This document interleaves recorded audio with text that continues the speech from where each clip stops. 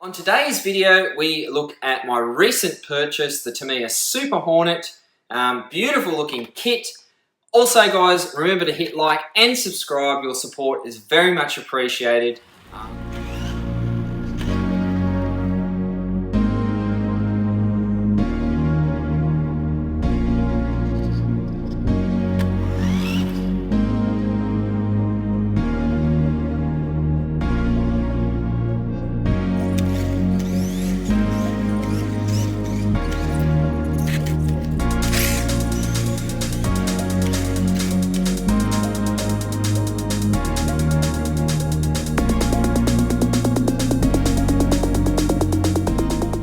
Welcome back to the channel, Adam from RC Action Australia.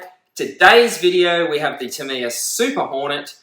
Picked this beautiful example up off eBay recently. Got it for an absolute bargain compared to others that have been listed for quite some time that aren't selling. So today's video I just wanted to show you what I got with it, what I've done so far and what are my plans for this fantastic RC car. Okay, so like I said, picked this one up on eBay. It was the only Super Hornet going under auction conditions. Picked it up for 197 Australian dollars. I was obviously the winning bidder. When I got it, the body wasn't painted, and it was quite dirty, and yeah, wasn't really sure what I was in for. But I got it home. It arrived, in the mail. I cleaned it all down, cleaned up the wheels and tyres, stripped everything. Basically the shocks were all gummed up and not working, front and rear, so pulled all those apart. New seals, new Tamiya soft oil in them. They're all working beautifully now, no problems at all. The original front tyres, sprayed a bit of silicone spray on those just to keep them nice and soft. But yeah, they haven't seen much use at all. Rear tyres were pretty bald, so I had a set of new rear tyres in stock here, so I've popped those on, and as you can see the chassis has come up beautifully.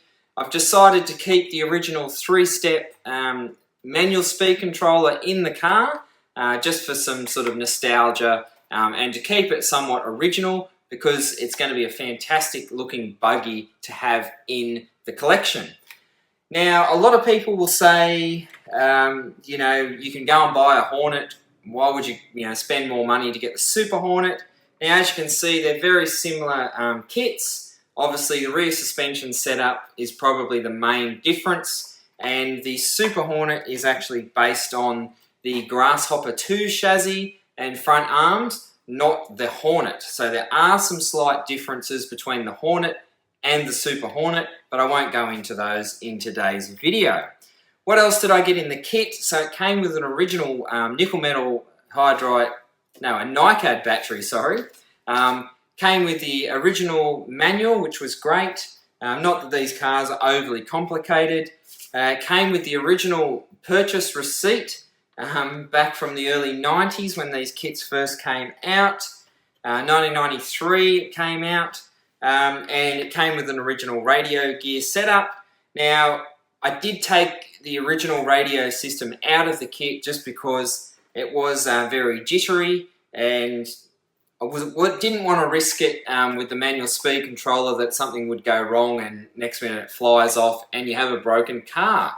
So what I decided to do radio-wise, I put some old S3003 Tamiya branded servos in, as you can see. They work a lot nicer than the ones that were in there. I don't even really know what the brand ones that were in there, to be honest. And I am going to run it with a digital 3-channel FlySky radio setup. Obviously, so then I can set a fail-safe to the manual speed controller. If it loses ranges or something happens, it'll go back to the neutral position. So that's my plans for running the car. It did also come with the original box, which is quite nice to have. It can be a little bit difficult when it comes to storage, having all the boxes, but I think it's a nice touch to have if you do have a nice original car.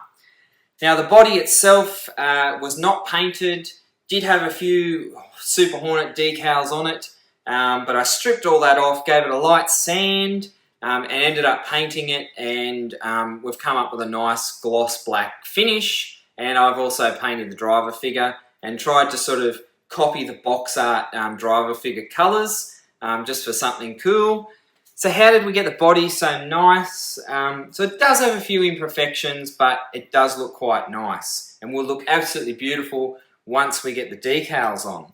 So started off, sanded back, cleaned all the decals off. I hit it with some of the grey primer, let that dry. A few coats of the TS14 black paint, which was extremely difficult to hunt down. At the moment, all my local hobby shops were out of stock. I did have to buy it from out of state, and it took about a week and a half to get here. So paint and decals is probably what's held up this kit. Once I let that dry overnight, I hit it with a few coats of the TS13 clear, and that's where we've come up with this quite nice black gloss finish ready for those decals. And obviously I did paint the roll bars with just an acrylic silver paint that I had in stock. So that's the kit. I'll flick through to some footage of some pictures and of a little test run that I did just to test out the manual speed control on the driveway. But I'll do a full run video and obviously show you it all finished with the decals and everything on. So yeah, don't forget to hit like and subscribe. Your support is very much appreciated. And you can also catch me on Facebook and Instagram for more RC content. So until the next video, thanks for watching, guys.